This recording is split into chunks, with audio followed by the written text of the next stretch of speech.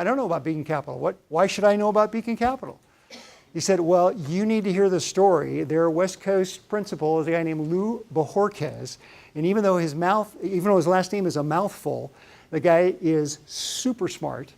And what they're doing with Beacon Capital to give downside protection for portfolios, but allow them to invest for growth is an amazing story. You need to check them out. So I did, and boy, am I glad we did. We have a number of our clients, including us. We eat what we sell. So we're also consumers of Beacon Capital. So with that, Lou Bojorquez. Thank you, my friend. Good. Great. There's your clicker. Thank you. Hello, everyone. This is the second time I've had a chance to address the Hot Topics crowd. It's a lot of fun, but let me just start from the beginning. I'm Lou Bojorquez. Beacon Capital Management is a boutique tactical portfolio manager based out of Dayton, Ohio. So what do I mean by tactical? Tactical is the opposite of buy and hold. So the last month, the markets have really stuttered a lot, right? The S&P was down 20%. It hurts, right? And people want to know, should I stay in? Should I get out? Well, tactical, we have the ability to get out of the market. We don't have to take the full recession or downturn right on the chin. We have the ability to go all cash, all bonds. It's an interesting concept. We believe in the markets. So we take a scientific approach to investing. This is a chart of the markets going back to 1871. And if you look at it, it starts low on the left, goes all the way high on the right. We believe the markets are a great place to be. We're taught that, right? Put money in your 401k, put money in your IRA. Nobel Prizes have been won, efficient market theory, asset allocation. But what folks don't realize is in between this great upward cycle, there's these areas called bear markets that exist. Bubbles form, and the markets can drop anywhere from 20% to 80%. So the big trend is on the way up. We want to be in the markets, but we don't want to participate in big downturns. So we have a short time today, so the first concept I want to throw out is a concept we talk a lot about at Beacon Capital, and we call it the power of losses. And that is, losses are more powerful than gains. They have a greater impact on your retirement 20 or 30 years from now than how well you do during, let's say, the last 10 years of the market. And that's not my opinion. That's actually a fact. I mean, we as human beings, we avoid risk, we avoid pain, but mathematically and investing, losses have a profound effect on your portfolio. So we like to be in the markets, but times like 2008, for instance, there was nowhere to hide, right? How do you get out? Maybe we go to something non-correlated, like real estate. But real estate in 2008 was down over 39%. Or maybe something on the other side, commodities, also down over 30%. The only thing that made money was bonds in 2008. And there have been bear markets through history. The Great Depression was down 86%. The two most recent that you're probably aware of, 2000 to 2002 is the dot-com bubble, and 2007 to 2008, the real estate, the financial crisis, right? Roughly 50%. So at Beacon, we try to marry the concepts of being in the market when the markets are great, maybe participating about 70% on the upside, and then being out of the market when the markets flounder. So I'll save the economist stuff for Alan, but I just want to jump real quick to this slide right here. This says losses are more powerful than gains. We'll use some numbers. 10%. If you lose 10%, you would think that you need 10% to get back to even, right? You lose 10, you get 10. But if you have $100 and you lose 10, you have 90, 10% of that gets you just short. You need 11% to get back to even. What about the S&P from October 3rd to the last day of Christmas, right? 20%. It went down 20.02%. You would think you need 20% to get back to even. You actually need 25%. A lot of my friends right now are like, is it safe to get back in the pool? Or, hey, things have been great. Let's all jump back into the pool. Well, we're only about halfway from the bottom right now. And a lot of folks are, hey, this is great. Let's get back in the market. And then maybe take it to the recession level. If you're down 50%, like 2000, 2002, it takes 100% to get back to even. And that's not the main point. The main point is how long does that take, right? So if you get 10% a year compounded, it takes 7.2 years. And that's what we don't have. That's what folks forget, right? 2002 was so grim.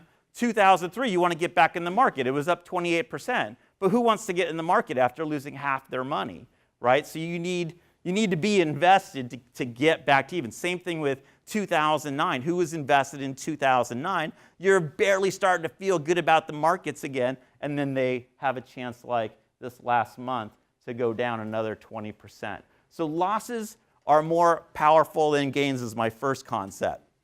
The second one is misleading returns. So, I mean, companies, mutual funds, they put their annual average returns online, right? Some are 10%, some are 9%, some are 8%. But those are a little bit misleading because they don't tell you how you got there, right? You can have two portfolios that are 10%, and one might have a lot more money than the other, and that doesn't make sense mathematically. I have two investment choices up here. They're 2-year portfolios. Portfolio 1 gives you a 0% rate of return. Portfolio 2 gives you a 10% rate of return. Quick thought exercise. If the first one went down 10% in year 1 and up 10%, we already talked about that. You're about 1% short of where you started. But look at the portfolio 2. It's up 60% in the first year. So imagine your portfolio. It goes up 60%, and then the next year it's down 40%. But you're still positive, right? You're net 20%. And then divide by 2 years, that's a 10% average rate of return. You would think you would end up with more money, but actually you end up with less money than the conservative 0% rate of return portfolio. This just doesn't make mathematical sense, right? But the portfolio on the left started with $100,000, you have $99,000 left. Portfolio on the right, you end up with $96,000 left because you went from 100 to 160, and 40% of that, 64, you went back to below where you were before. Well, think of 2003 to 2007. Something very similar happened. You were down 50% through the dot-com bubble, right? I'm sorry, you went up 10% a year for 5 years. That's up 60%. And then all of a sudden, the year was minus 38%, right, in 2008. So that's 40%. You lost money, even though all that time had gone through. So what we do at Beacon is we try to go ahead and be in the markets, but get out of the markets when the markets do poorly. What about when clients are taking withdrawals? So now they're retired, they're in the distribution phase. They can't lose 50% of their money while they're taking out 5% a year. They run out of money quickly. We stress test portfolios, and we found if we could just take out your 2 worst years in a 30-year retirement, your portfolio would go from ruin to actual success, to great success. And this is kind of far for you, so I won't really go through the details here. But there's a red line that shows a client taking out 5% a year with 4% inflation running out of money in 22 years. And then there's a green line showing mass success. And all we did was we took out the 2 worst years of a 30-year return. Just crossed them out. It wouldn't be fair, so we crossed out the 2 best years too. But the 2 best years had no bearing on the long-term number. They were both 50% plus years. But the minus 35% years are the ones that really got in the way of having a successful retirement. So at Beacon, I won't go too much into detail on Beacon, but we do 3 things. We do 3 things well. 1, we maximize diversification. So what does that mean? A lot of folks say, can I just get the S&P? That's diversified, right? That's the 500 biggest companies. Well, that's the problem. They're all the biggest companies. They walk in lockstep, right? When one goes down, when the S&P goes down, it goes down quickly. 25% of the S&P is technology. So 1 out of 4 companies are technology. 50% are technology, financial, and healthcare. So the S&P could run a lot, but is it diversified? You know, you're not seeing a lot of the other sectors. At Beacon, we tried to build our portfolio using building blocks that are not related to each other. We use the sectors of the economy. So we include utilities, we include staples, toothpaste and that kind of stuff. We include real estate, industrials. You go through the 11 sectors of the economy, they don't move in the same direction. I'll give you an example. Information technology, I mentioned that already. Industrials is 92% correlated to the S&P. So it moves in the same direction as the S&P. Utilities are 52% correlated. One does great during up markets, one does better during times of contraction. So by spreading out the risk, that's the first thing we do. And then the second thing we do is we put 2 risk management overlays on our portfolio. The most popular one is our stop loss strategy. So what's a stop loss strategy? Basically, we minimize losses by marking this portfolio every time it reaches a new high, and then if it goes down 10% on the other side, we sell out. We completely get out of the markets, nothing. So we go from all stocks to all fixed income or all cash. And we do it at the right times. Think about the last month. Let's see, September 20th was our high with our equal weight portfolio. We locked that in. It hit 10% on December 14th. So we were down 10% on December 14th. We sold out of the portfolio. From December 14th through December 26th, the day after Christmas was really especially ugly, right? The markets went down another 10%. Our clients missed that completely. We're in fixed income. We're getting about 2.5% while we're waiting to get back into the market. We're still out of the market.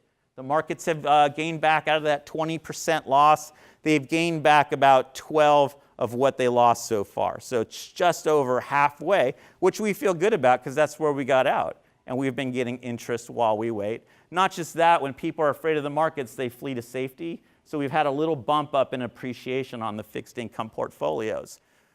Same kind of thing in 2008, right? We're up in 2008 where the markets are down 50%. It's just a different way of investing. So instead of just catching the train head on, we just get out of the way, right? And then when it's safe, we get back in. So we have two different types of portfolios that operate that way, and it works well for us. And then the last thing we do is we maintain discipline. So we have a process. This is the interesting part. I got a call 2 days ago from an advisor, and he's like, "This is great, Lou. You saved my client from that 20% drop, but how do we turn it off? I want to get my client back into the market today." Or at the club, you're talking to someone that's, "Hey, I bought Amazon at $13.75, or they're talking about the best stock they heard on TV. Everybody, let's get back in the pool. But we don't know where the market's going from this point. We'd hate to see someone take the risk management off, get back into the market, and experience another 20%. So not only did they go down maybe 10, or the benchmark went down 10%, they got out and then they got back in and maybe went down another 10%. That's a double whammy. We're trying to minimize that. We want a maximum drawdown, so negative, from the very high of 10% or less. And we really, really stick to that. So we have a process, we stick to it.